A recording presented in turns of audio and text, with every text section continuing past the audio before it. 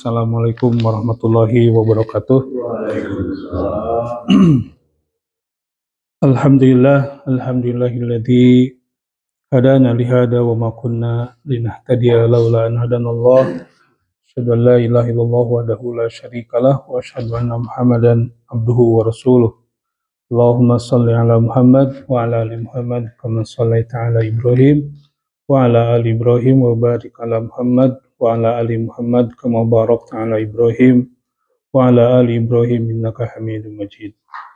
Alhamdulillah, marilah kita panjatkan puji dan syukur kita pada Allah SWT atas segala nikmat dan karunia-Nya pada kita semua. Salawat dan salam marilah kita aturkan pada junjungan kita Nabi Muhammad SAW. Bapak sekalian, alhamdulillah kita bisa masuk ke subuh saat ini, ya. Kita diberikan nikmat yang paling utama, yang paling besar, itu nikmat iman dan Islam, dan tentunya kita masih diberikan kesempatan, ya, untuk bisa beribadah kepada Allah Subhanahu wa Ta'ala. Pada kesempatan ini saya akan melanjutkan tadabbur kita di surat Al-Baqarah, ya. Sekarang kita masuk ke ayat 34. 34 dari surat Al-Baqarah, masih dalam rangkaian proses awal kehidupan kita, ya, di dunia ini, di mana ini adalah Allah Subhanahu wa Ta'ala menjadikan Adam sebagai khalifah fil ardh. Yang sebelumnya kita telah bahas, ya, tentang apa itu khalifah, kemudian apa itu perbincangan sebelumnya, ya, tentang Adam, kemudian penciptaan Adam alaihissalam.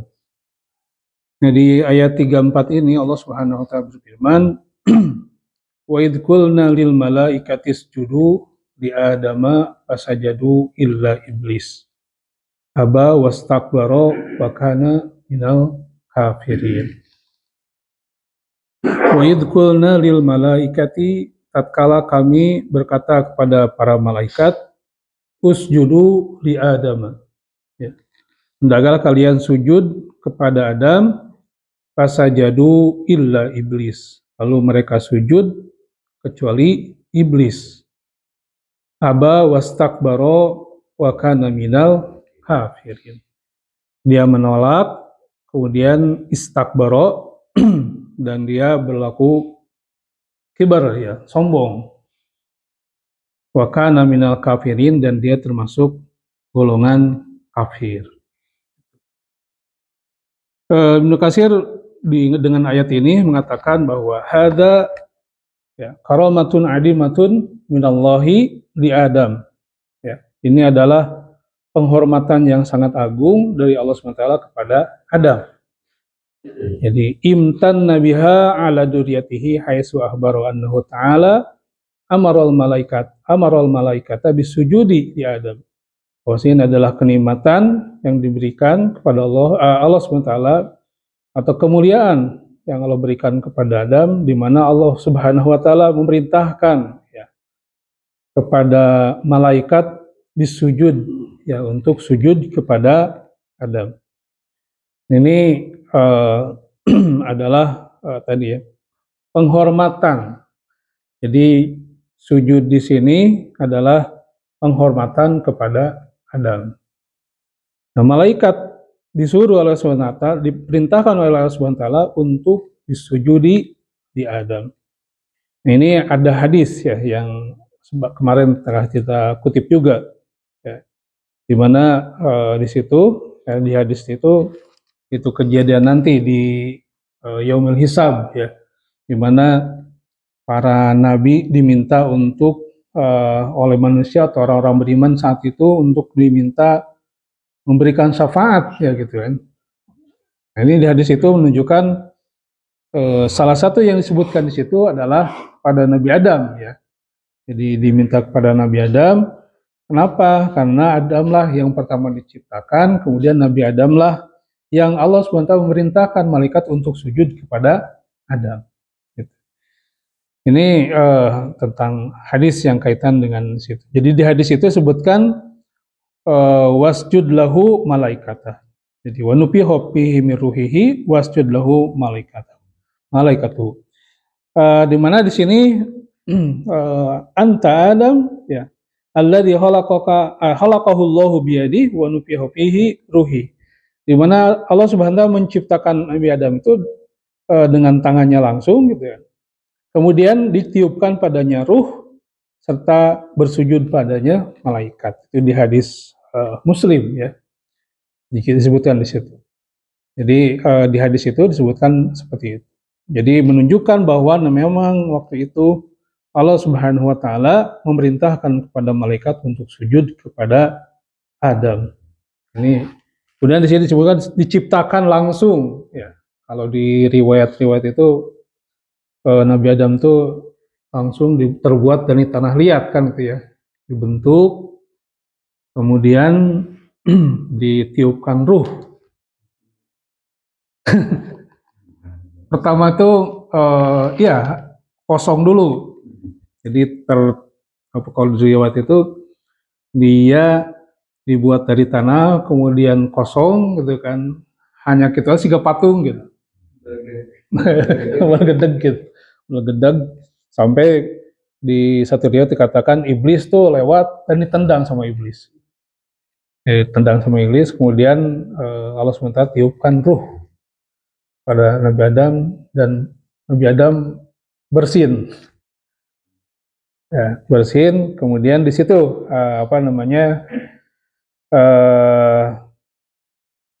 Nabi Adam diperintahkan untuk berhamdalah, alhamdulillah. Nah, di situ makanya kalau kita bersin itu ucapkan alhamdulillah. Ini karena dulu Nabi Adam ketika dia kemudian salah satu yang terjadi itu yang pertama adalah bersin dan diperintahkan untuk mengucapkan alhamdulillah. Jadi jadi diciptakan dulu, kemudian selama 40 hari tergeletak, kemudian Allah tiupkan ruh.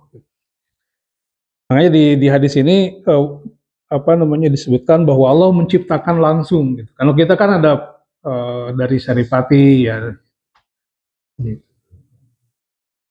Jadi kemudian Siti Hawa juga kan diambil dari tulang rusuk Nabi Adam.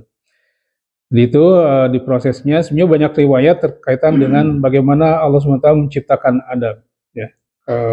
Walaupun di situ riwayat-riwayatnya juga termasuk yang dari Israiliyat. Ya. Jadi riwayat-riwayat yang diambil dari kitab-kitab terdahulu atau cerita-cerita dari kaum Bani Israel. Makanya disebut dengan Israiliyat. Nah, itu salah satu yang ini juga ketika mata an-nafkh fi jasadi ya, jadi fi jasadihi ketika Allah SWT selesai menyelesaikan atau menyempurnakan meniupkan ruh pada jasanya itu, kemudian Nabi Adam atosa ya, bersin. Faqala alhamdulillah. Ya. Tentunya ini dengan ilham Allah SWT. Kemudian faqala Allah, kemudian Allah menjawab ya ketika Adam bersin, kemudian mengucapkan hamdalah, alhamdulillahirabbil alamin. Kemudian Allah menjawab dengan yarhamukallah. Dan itu yarhamukallahu ya Adam. Qala summa qala ta'ala lil malaikati alladzi kanu ma'a iblis khassah dunal malaikati alladzina fis samawati usjudu li Adam. Jadi di riwayat ini dikatakan Adam bersin, kemudian Allah mengucapkan alhamdulillah, kemudian Allah menjawab dengan yarhamukallah. Kemudian Allah SWT menyuruh kepada para malaikat. Nah, ini malaikat yang dimaksud adalah malaikat-malaikat yang ada di bumi, bukan yang ada di langit, untuk sujud kepada Adam. Fasajadu kulluhum ajmauna illa iblisa, ya, kecuali iblis. Aba wastakbara, jadi dia menolak dan berlaku sombong. Jadi ini peristiwa ini. Nah, peristiwa ini sebenarnya terjadi awal ya, di awal-awal. Jadi di awal-awal, dari setelah peristiwa itu Allah SWT mengajarkan kepada Adam al-asma' kullaha. Jadi di ayat sebelumnya. Di ayat sebelumnya kan 32 tuh allama Adam al-asma' kullaha summa araduhum al malaikah, itu kan di awal ayat. Tapi kejadiannya adalah pengajaran itu terjadi setelah perintah sujud. Gitu. Jadi Allah ciptakan, kemudian Allah tiupkan ruh, kemudian Allah perintahkan malaikat untuk sujud, kemudian Allah SWT mengajarkan kepada Adam mu'allama Adamal asma'a kullah. Jadi sebenarnya di sini sujud malaikat kepada, diperintahkan sujud itu adalah memang pada dasarnya adalah taat kepada Allah SWT. Jadi apa namanya, tahiyatan wa takrim ya. Jadi sebagai semacam penghormatan serta pemuliaan ya Allah SWT kepada Adam dengan malaikat disuruh sujud kepada Adam. Jadi sujudnya malaikat itu bukan beribadah kepada Adam, bukan takluk dan taat pada Adam, tetapi lebih kepada perintah Allah SWT. Ini apa namanya, makna daripada sujud ini. Jadi sujud di sini adalah apa namanya, ketaatan, ketundukan kepada Allah SWT, bukan kepada Adam. Nah ini juga harus menjadi spirit ya, menjadi landasan kita beribadah kepada Allah ketika melaksanakan ibadah-ibadah yang sifatnya ritual gitu. Jadi pada dasarnya kita itu adalah seperti hanya Umar ya yang mengatakan ketika suruh dianjurkan untuk mencium Hajar Aswad gitu ya. Kata Umar itu, engkau batu gitu kan, engkau makhluk ya. Jadi kalau aku tidak diperintahkan, aku tidak akan mencium engkau gitu. Batu Hajar Aswad apa yang di dalam Ka'bah itu. Ini apa namanya ayat dari ayat ini. Jadi para mufasir menjelaskan bahwa sungguhnya di sini adalah apa namanya, pada dasarnya adalah ketundukan kepada Allah SWT. Kemudian dari situ Allah SWT menyuruh kepada untuk sujud kepada Adam. Jadi ya ta'atullah ya, ta'atun lillahi ajal wa jalla. Jadi dia merupakan bentuk ketaatan kepada Allah SWT, sujud kepada Adam itu. Nah ini ada dari sisi ini. Jadi sujud yang diinikan oleh malaikat itu adalah sujud penghormatan. Dari beberapa riwayat mengatakan bahwa di sini juga Ibnu Katsir memilih pendapat bahwasanya bentuk sujud malaikat kepada Adam itu tidak bentuk sujud menyentuhkan dahi ke dalam ke tanah ya, tapi lebih kepada ketundukan, memberikan penghormatan lah gitu kan, penghormatan kepada Adam. Ini secara bahasa sih kalau sujud itu memang al-inhina ya. Jadi membungkukkan diri, ruku gitu kan. Atau wad'ul jabhah 'alal ardi biniyati ta'dim wa tasyrif. Nah, jadi dalam hal ini adalah bagaimana membungkukkan ataupun menyondongkan badan dengan niat ta'dim wa tasyrif ya, mengagungkan serta penghormatan, tetapi laisa biniyatil ibadah, bukan dengan niat ibadah. Itu. Ini apa namanya? Posisinya seperti itu. Jadi posisinya seperti itu. Jadi malaikat yang makhluk yang taat itu sujud kepada Allah itu adalah karena taat kepada Allah Subhanahu wa taala. Nah, di dalam Al-Qur'an itu kita ngambil dari beberapa keterangan ya makna kalimat sujud di dalam Al-Qur'an itu. Pertama, bahwa sujud bil Qur'an bermakna al-khudu wa tadallul ya. Jadi tunduk ya, taat serta merendahkan diri. Ya wa ta'ah lillahi azza wajal, jadi ketaatan untuk Allah azza wajalla, Nah ini ada beberapa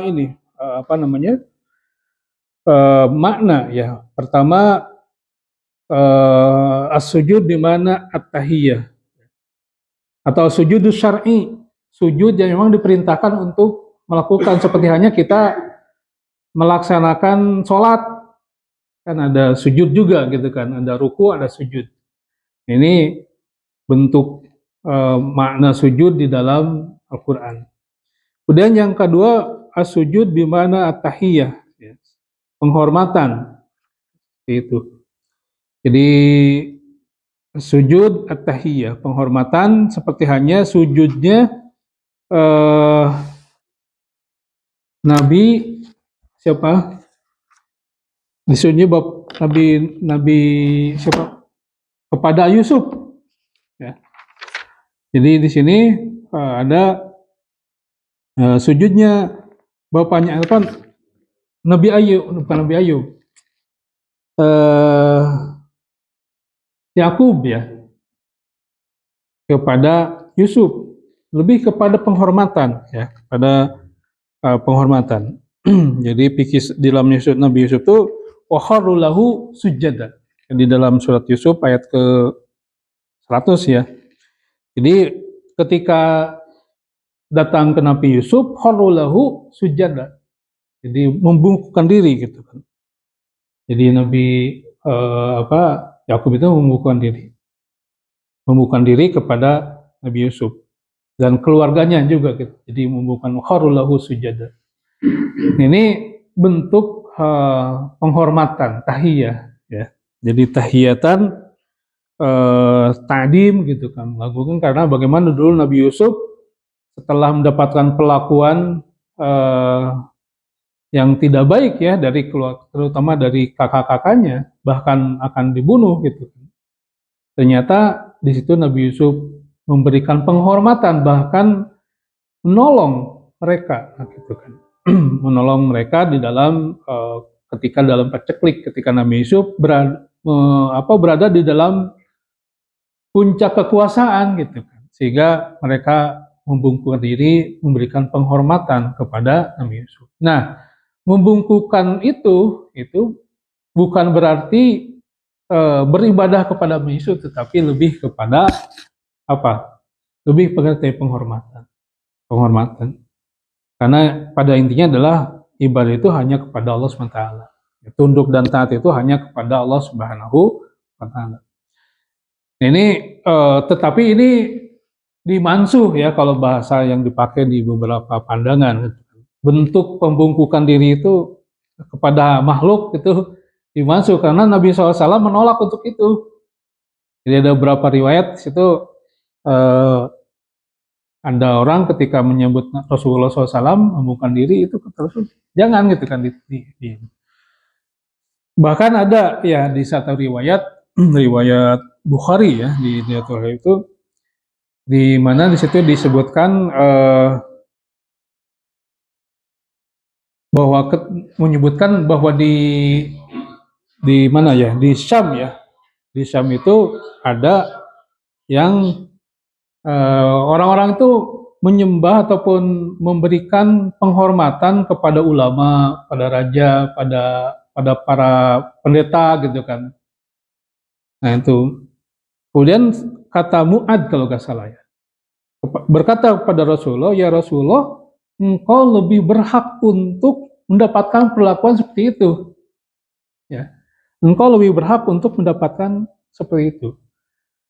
Kata Rasulullah, lah, enggak, tidak gitu, tidak seperti itu. Allah gitu kan, tidak. Kalaupun Allah Subhanahu wa Ta'ala menyuruh membolehkan untuk makhluk memberikan sujud gitu kan, penghormatan sujud kepada manusia, maka aku akan perintahkan istri ya, seorang istri sujud kepada suaminya. Hadis sahih. Jadi kalau Allah SWT membolehkan gitu kan sujud seseorang kepada sesama makhluk atau sesama manusia ya, maka aku akan perintahkan seorang perempuan sujud kepada suaminya. Gitu. Jadi Rasulullah SAW tidak. Nah, kan itu pertanyaan Muad itu, engkau lebih berhak untuk mendapatkan perlakuan seperti itu. Di mana di situ kan sebelum ceritakan tadi bahwa orang-orang di daerah Syam itu tunduk atau membungkukkan diri ketika berhadapan dengan para ulama mereka, gitu kan, para alim, para rahib, para pendeta, gitu, orang-orang yang ininya. Nah, engkau lebih berhak, kata sahabat itu, engkau lebih berhak untuk mendapatkan perlakuan seperti itu. Rasulullah kalah, tidak seperti itu. Ini apa namanya? Jadi dari peristiwa Nabi Yusuf itu, ya itu tidak kalau menurut ini dimansuh dengan bentuk perlakuan seperti itu. Jadi jadi itu. Nah, mana yang lain dari sujud di dalam Al-Quran itu adalah sujud dan tunduknya al-kauniyah, alam semesta. Jadi bagaimana tashir ya, jadi ketundukan alam semesta tunduk dan patuh kepada Allah Subhanahu wa taala. Jadi bahasa yang dipakai adalah sujud. Walillahi yasjudu. Nah, ini di dalam surat Ar-Ra'du, walillahi yasjudu man fis samawati wal ard. Dan kan lillah, kepada Allah Subhanahu wa taala, yasjudu man fis samawati wal ard. Sujud segala sesuatu yang ada di langit dan di bumi. Jadi ini sujudnya adalah sujud tasir, ketundukan. Jadi semua alam itu tunduk dan patuh pada Allah Subhanahu wa taala. Jadi itu mana sujud yang lainnya. Jadi ada tadi sujud syar'i, ya kita sujud memang karena diperintahkan sebagai rukun ritual, rukun sholat. Kemudian ada rukun sujud di mana tahiyah, penghormatan, sebagaimana tadi keluarga Yusuf ya membungkukkan diri kepada Yusuf, gitu kan. Kemudian ada khudu dan taat al-kauniyah. Ini bentuk ketundukan alam semesta pada Allah Subhanahu wa taala. Jadi walillahi yasjudu man fis samawati wal ard. Ya. Ini. Kemudian bimana juga tawadu wal ibadah. Jadi fasjudu lillahi wa'budu. Jika kalian sujud kepada Allah, wa'budu, dan adalah beribadah. Jadi memang tawadu, ya, merendahkan diri di hadapan Allah SWT serta ibadah kepada Allah SWT. Itu makna-makna di dalam sujud di dalam Al-Quran. Ya. Nah, sujudnya malaikat itu tadi lebih ke ta'diman wa tahiyatan, penghormatan. Gitu. Ini kalau ya kita juga dan beberapa begitu. Jadi ibadah itu ya dalam rangka ketundukan kepada Allah SWT, ketaatan kepada Allah SWT. Jadi tidak ada beberapa kondisi ya, di mana kadang-kadang seseorang itu ataupun pernah ada kejadian di mana seolah-olah itu mentuhankan ritual itu sendiri, ya, tidak ada makna. Ada ungkapan saya itu mentuhankan ataupun ibadah kepada Allah bukan mengibadahi ibadah itu sendiri. Ada kan gitu, dia akhirnya ada perilaku yang sifatnya itu gulu, berlebihan, itu. Jadi berlebihan dalam beribadah, tidak sesuai dengan apa yang contohkan. Gitu. Itu bentuk gulu. Jadi seolah dia menginikan untuk untuk ya ke perilakunya, gitu kan, ke dalam bentuk perilaku serta dari bentuk ritualnya, bukan kepada Allah Subhanahu wa taala. Itu jadi semata-mata adalah karena Allah Subhanahu wa taala, bukan ke dalam ini. Ada yang concern semua ibadah sholat itu prakteknya, ke praktek, tapi hatinya kosong, gitu kan. Itu jadi ini salah, gitu kan, salah dalam hal ini niatnya. Saum gitu kan, itu supaya diet sehat. Ya kena naon sih, kita mah intinya adalah ibadah gitu kan, bukan praktek itunya tanpa niat yang benar gitu, niat karena ibadah pada Allah SWT.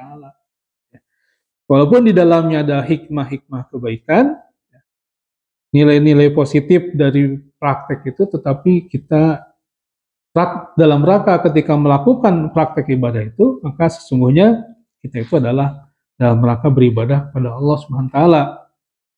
Berinfak, bersodakoh, ya.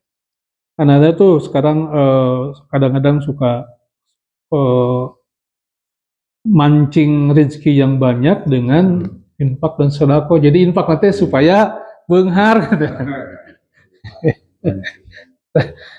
Itu jadi ya, ya salah gitu kan niatnya. Berharap berharap itu ya kayak lillah aja karena Allah SWT. Jadi itu karena kalau kita lihat ada zaman sahabat itu, zaman Nabi SAW, dia gemar untuk berinfak, tapi sampai dia sendiri gak bisa makan gitu, susah makan gitu, cari heula serta merta. Ya walaupun di dalam keterangan Allah jamin gitu kan bahwa Allah tidak akan memiskinkan orang yang berinfak kan gitu. Nah keyakinan ke sana gitu. Jadi ikhlas aja kepada Allah SWT dan yakin terhadap janji Allah bahwa Allah tidak akan memiskinkan orang yang berinfak. Ya zaman sahabat ada yang seperti itu. Ada juga dengan infaknya jor-joran gitu kan, sodakohnya jor-joran. Seperti hanya Utsman bin Affan, Abdurrahman bin Auf, Abu Bakar. Dan dari situ juga itu hartanya tidak terhitung kan gitu kan. Diganti. Jadi lamanya si nominalnya tidak ada komanya gitu. Unlimited gitu kan. Sampai sekarang kan jariahnya masih terhitung kan bagaimana kekayaan Utsman bin Affan. Jadi sampai kan maunya itu kayak Abu Bakar itu kan 100% hartanya untuk sabilillah gitu, untuk jihad dakwah di jalan Allah SWT gitu. Kata Nabi jangan sisakan untuk keluarga. Tapi di balik itu tambah lagi. Nah, ini jadi tapi dari situ jangan sampai akhirnya niatnya kan supaya apa sebagai pemancing niatnya teh. Jadi niatnya bukan karena Allah, karena pengen pemancing itu. Gitu ya. Jadi ini menjaga. Jadi dari peristiwa ini bahwasanya pada hakikatnya adalah taat ya. Ketaatan kepada Allah Subhanahu wa taala. Kan ada tuh ungkapan gini, saya kan sholat enggak jangan 5 waktu ini tapi anger sangsara. Meres kan yo musafir sejauh anger sangsara wae. Si anu kaduhung gitu. Nah, kaduhung meres nah. Ya itu. Jadi itu ya. Jadi tidak seperti itu.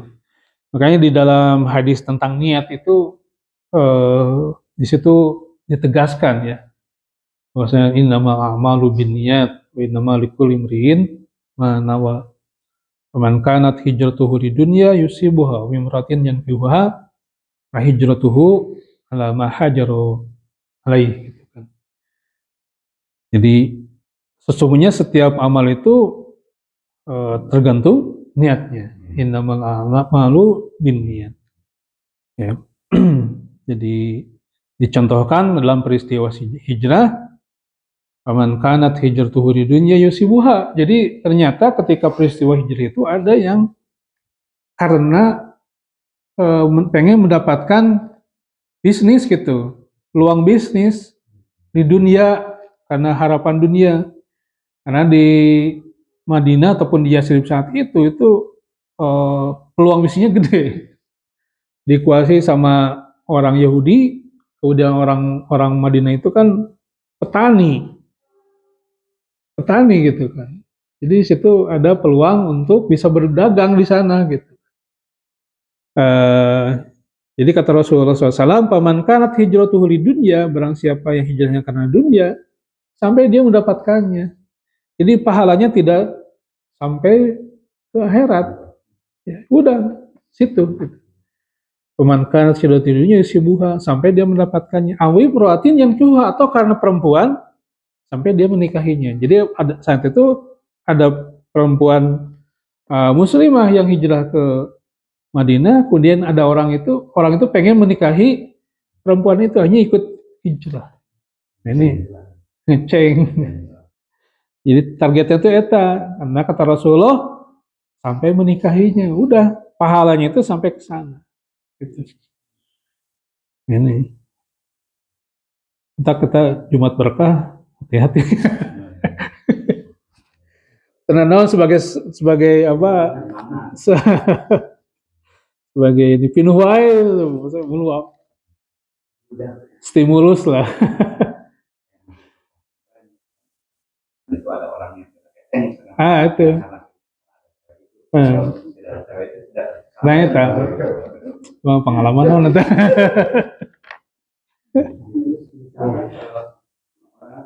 Bertahajud karena ada maksud sesuatu, itu kan memang itu perintahnya. Iya. Iya. Boleh niatnya kepada Allah SWT itu. Jadi mohon niatnya adalah permohonan kepada Allah SWT dengan sholat gitu. Sholat kayak istighosah kan itu kan. Kemudian sujud sholat istikharah itu kan punya niat ya, punya maksud. Tapi dengan istikharah itu memohon kepada Allah kan, pada intinya kepada Allah juga istikharah. Tidak, maksudnya itu menyelain sampai iya. Kan kalau tidak ada ke akhiratnya sampai itu karena memang di situ ngait ke Allah gitu. Dan itu disyariatkan kan untuk itu, untuk sholat itu. Kalau ada masalah. Iya itu kadang motivasinya sampai sana. Yes. Ya intinya seperti itu. Ya kalau seumpama melihat ibadah kepada Allah itu, ketaatan itu karena dunia itu, kita dapatkan para nabi itu kan kadang ada yang sengsara. Nabi siapa yang penyakitan gitu kan itu ya. Nabi Ayub kan diuji kesabaran dengan itu, tapi tetap beribadah. Kalau ini ya Allah pun saya tuh udah dakwah, sudah menyebarkan agama, sudah ini, kemudian taat dan patuh pada, tapi kenapa disangsarakan gitu kan? Itu jadi seperti itu. Kalau tadi seperti hanya sholat karena kebutuhan, sholat hajat gitu kan, kalau dibahasakan seperti itu dengan sujud. Intinya adalah kepada Allah SWT, memohon kepada Allah SWT. Karena ketika tadi terintegrasi ataupun di dalamnya nilai patuh kepada Allah SWT, karena memang dengan kita mohon kepada Allah SWT atas keperluan kita, itu adalah kepatuhan, gitu kan? Itu adalah ketundukan kita kepada Allah Subhanahu Wa Taala. Cuma yang tadi gak ada ngait kepada Allah gitu kan. Dan seukur siga syarat siga Allah teh sasabar sih. Ini menjadi suatu yang salah gitu kan.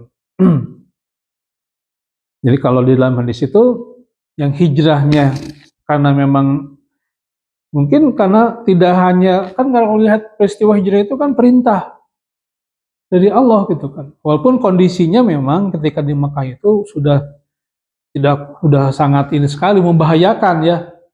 Dibaikot, kemudian sampai ada ancaman bunuh diri, dibunuh gitu kan. Kemudian Rasulullah SAW mencari tempat yang aman, yang awalnya kan ke Habasyah, kemudian di Taif, mencari opsi-opsi untuk ini. Nah kemudian muncul ataupun kedatangan orang-orang Yasrib ketika melakukan haji, kemudian di situ didakwahi, akhirnya masuk Islam sampai berapa kali ya, dan akhirnya mereka membuka diri untuk Rasulullah dan kaum muslimin saat itu hijrah ke Yasrib ya, ke Madinah.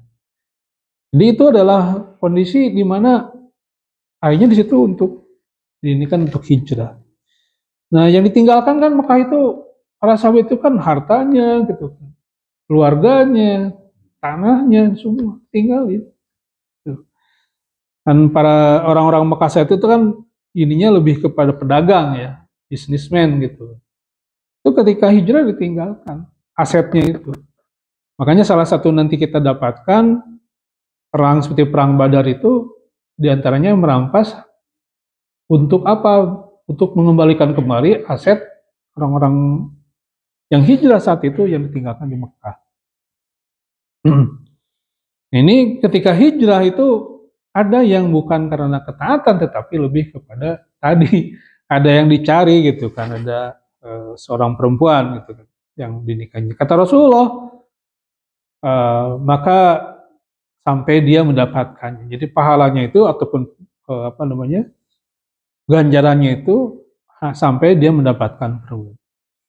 Fahijratuhu ila ma hajara ilaih, kata Rasulullah. Hijrah itu tergantung apa yang dia niatkan hijrahnya. Ini apa namanya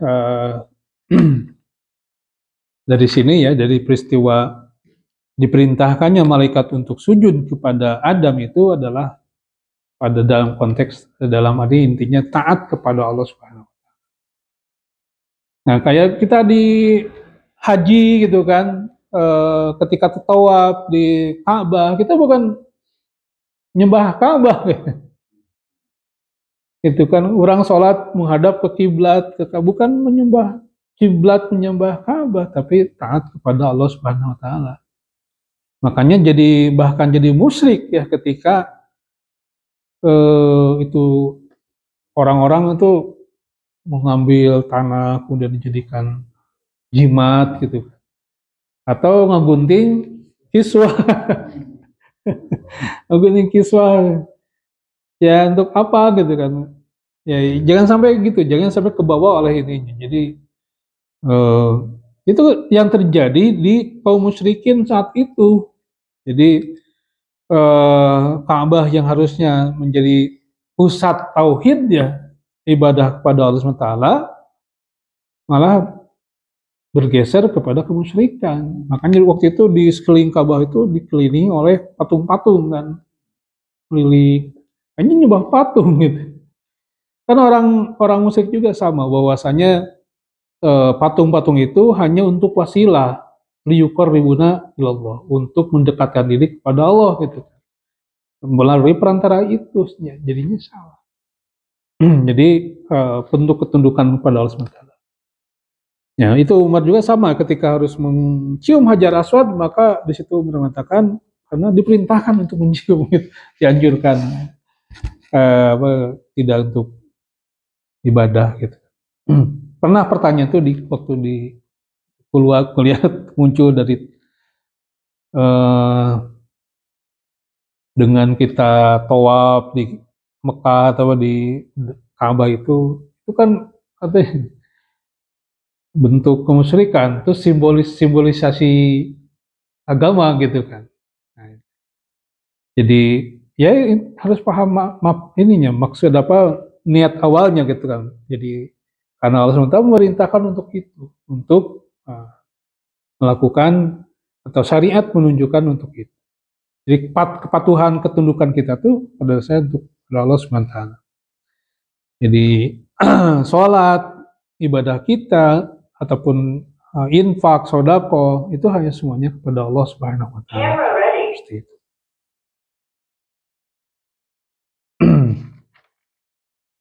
Itu. Nah kemudian di sini juga tentang iblis ya, tentang bagaimana iblis menolak sujud kepada Adam. Jadi di mana iblis itu makhluk yang sama ya. Ada malaikat, ada iblis, ada jin. Iblis itu bagian daripada jin. Jadi diciptakan dari api. Kalau malaikat diciptakan dari cahaya kan gitu ya. Ini ketika sebelum Allah SWT menjadikan Adam sebagai khalifah fil ard, Allah SWT yang menempati bumi ini adalah bangsa jin. Ya, atau lalu di situ terjadi pertumpahan darah, kemudian ifsad, berbuat kerusakan.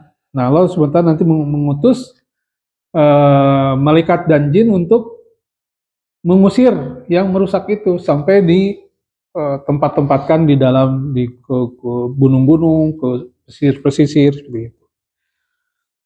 Lalu nah yang diperintahkan sujud ini bangsa ini. Jadi termasuk malaikat dan bangsa jin yang di situ dalamnya ada iblis.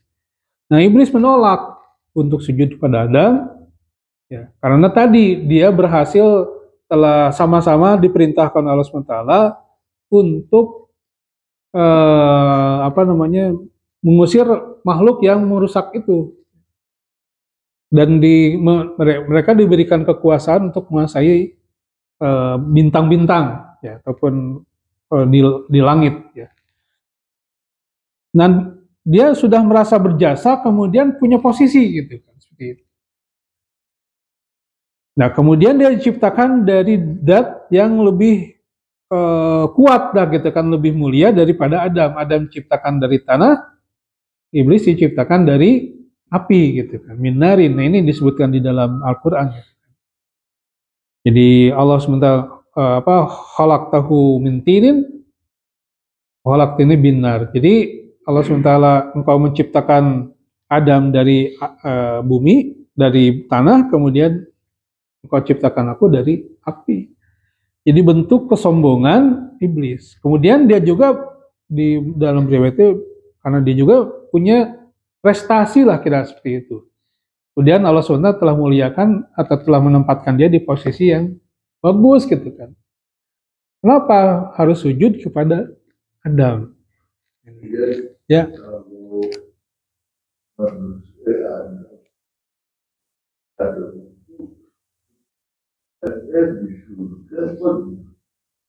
Di surga.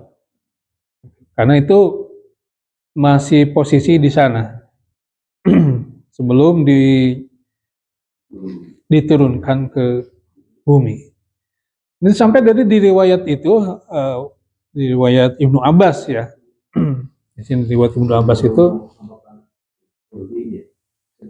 itu sebelum itu. Jadi nanti setelah diciptakan, dikasih ruh, lalu diajarkan, lalu terjadi kejadian itu. Diciptakan Hawa kan itu ya.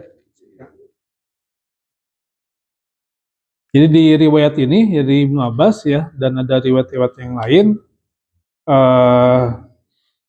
bahwa Nabi Adam tuh tadi diciptakan dari tanah liat, kemudian dibentuk gitu ya, bentuk kepalanya, badannya, lalu tergeletak gitu kan, tergeletak. Nah, tadi sampai si iblis itu nendang, ditendang. Kalau di riwayatnya gitu disebutkan begitu, iblis itu menendang. Jadi digeletakkan selama 40 hari, kemudian iblis ditendang, kemudian Allah SWT tiupkan ruh kepada Nabi Adam itu. Dan Nabi Adam bersin setelah sempurna ditiupkan ruh, dia bersin. Lalu mengucapkan hamdalah tadi itu. Mengucapkan hamdalah, kemudian Allah menjawab yarhamukallah. Nah, itu di situ Allah SWT memerintahkan kepada malaikat, itu termasuk dalamnya iblis, untuk sujud pada Adam. Nolak tuh iblis, aba wastakbar. Ini bentuk-bentuk sombongan ini, makanya di dalam hadis itu bahwa la yadkhulul jannah, ya, tidak akan masuk surga orang yang man kana fi qalbihi barang siapa yang ada dalam jiwanya itu sifat kibar, sombong. Ya, karena kesombongannya mana yang sombong gitu kan, artinya dia sudah tidak perlu pada yang lain. Terutama di sini adalah sombong yang bentuknya itu bentuk penolakan terhadap kebenaran, bentuk penolakan kepada tunduk dan patuh kepada Allah Subhanahu wa taala. Jadi ketika sombong sampai ke sana, udah la yadkhulul jannah. Ya, kita dapatkan kesombongan orang ya saat ini dengan merasa sudah bisa menciptakan robot, merasa sudah menciptakan cloning. Ya, dia tidak itu. Bahkan yang dia dengan mampu membuat teori antariksa gitu kan, mampu menciptakan ataupun menemukan bahwa bumi ini bulat, kemudian awal penciptaan bumi terjadi itu karena ini Big Bang, itu teori Big Bang. Dia kan nolak pada bahwa itu yang ciptakannya Allah gitu kan. Walaupun pada awalnya Hawking itu kan mengakui bahwa ini tidak akan terjadi kecuali ada yang mengatur gitu kan, ada yang ngatur. Tapi ujungnya katanya dia ateis, ujungnya tidak tidak mengakui bahwa itu ada penciptanya. Itu sama gitu. Itu kesombongan, ibarat sombongan.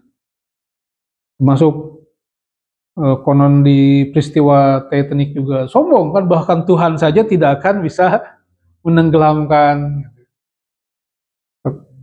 Ya ada ini ya, suka dibuktikan langsung gitu. Nah kita juga sama gitu kan, jangan sampai sombong, melupakan diri, melupakan dari Allah SWT. Diberi kekayaan, sedikit kekayaan, sombong gitu kan. Sombong dalam artian tenanlah ibadah gitu kan. Hanya melalaikan diri, sujud dan patuh pada Allah Subhanahu wa taala. Ya. Kadang kan gitu kan, kita kadang suka dilalaikan dengan kenikmatan yang Allah berikan. Diberikan kenikmatan, jadi akhirnya tawakal serta ketergantungan dirinya itu tidak kepada Allah tetapi kepada dunia itu. Jadi ya seperti itulah manusia ya. Jadi ini nah kalau kita lihat bahwa nanti di kesananya gitu kan, bahwa ada di dalam diri Adam itu, dalam diri manusia itu dua unsur ini ada potensinya itu kan, falhamaha fujuraha wa taqwaha gitu kan. Jadi potensi untuk taat dan potensi untuk tergelincir oleh ya banyak penyebabnya. Nah, termasuk masuk ke dalam, nah itu ada sifat-sifat bisa jadi kesombongan. Nah, kalau kata guru saya itu mana hendak jadi naon Bani Adam Bani setan gitu kan. Ya Bani Adam mah taubat gitu kan. Fitrahnya taat kepada Allah SWT di situ, walaupun tergelincir tapi taubat. Gitu. Nah, atau jadi Bani setan gitu. Terus dari awal sombong dan tidak kembali kan gitu. Makanya sebut dengan iblis. Jadi iblis itu iblis. Ablasa gitu kan. Dia itu kebablasan.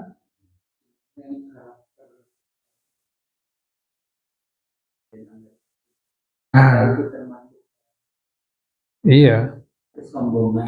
Bisa jadi sombongan ini. Bisa jadi arogansi kan. Arogansi, dia tidak takut dengan ataupun tidak menghiraukan kemampuan lain yang dia kan kalau punya ketakutan, punya ini menghargai yang lain tidak akan berbuat itu. Dia akan takut nanti kalau dibalas kumaha. Jadi itu. Ya karena memang tadi merasa lebih gitu kan, seperti iblis itu kan merasa lebih. Dia mampu menjalankan tugas untuk mengusir ataupun untuk menginikan makhluk-makhluk yang membuat kerusakan itu, kemudian diberikan wewenang untuk menjaga langit gitu kan, menjaga bintang-bintang. Nah di situ dia merasa punya posisi. Masa saya yang sudah melakukan itu, punya prestasi dan punya kedudukan harus duduk pada Anda. Dan mohon banget. Seperti itu. Jadi makanya dia nolak. Aba wastakbaro, istikbar, sombong. Gitu kan. Jadi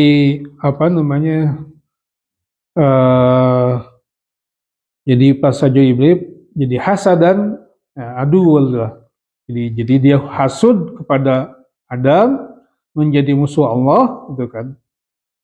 Eh, apa namanya? Ana nari wahadatini, gitu kata dia. Aku bangsa yang ciptakan dari api, kemudian dia, dan ini adalah hanya tanah, gitu kan. Jadi ini adalah kata di sini katakan, ini adalah bad'ud dunub al-kibar. Jadi ini adalah permulaan dosa disebabkan dengan kesombongan. Dosa istakbaro adu Allah ayasjuda li Adam alaihissalam. Jadi hadis ini la yadkhulul jannah man kana fi qalbihi misqala habatin min khardalin min kibar gitu. Jadi hadis sahih Muslim ya. Jadi tidak akan masuk surga orang yang di dalam hatinya itu ada misqala dzarrah, misra habbah, ada se apa? Misqal seukuran biji. Nah, seukuran biji min khardalin ya dari kehinaan, minal kibar dari mana dia apa dari kesombongan. Entah kita tahu memang jangan sombong lah. Ya, waqad kana fi qalbi iblis minal kibar, di mana di dalam hati iblis itu ada kesombongan, wal kufar ya, serta kekufuran, wa kana minal kafirin, dan dia termasuk orang yang kafir. Jadi jadi itu apa namanya? Iblis itu disebut ablas karena dia tidak akan menemukan kebenaran lagi. Kebablasan gitu. Jadi dia ini, dan di situ kan mulai deklarasi bahwa dia tidak akan menjadi penggoda Adam dan turunannya sampai hari kiamat. Jadi itu. Jadi kebablasan berarti dia tidak akan menemukan kebenaran. Terus begitu. Nah ini juga sama ya, ketika manusia seumpama dia tidak mengikuti hawa nafsu ini, maka nanti Allah akan tutup. Maka di dalam awal ayat surat ini kan gitu, innalladzina kafaru sawaun alaihim andartahum am lam tundirhum la yu'minun. Khatamallahu ala qulubihim wa ala sam'ihim wa ala absarihim gisawatu wa lahum adzabun alim. Allah tutup ya karena dosa-dosanya yang terus-menerus. Dia tidak mau kembali kepada Allah SWT. Jadi gara-gara masalah ini ya, iblis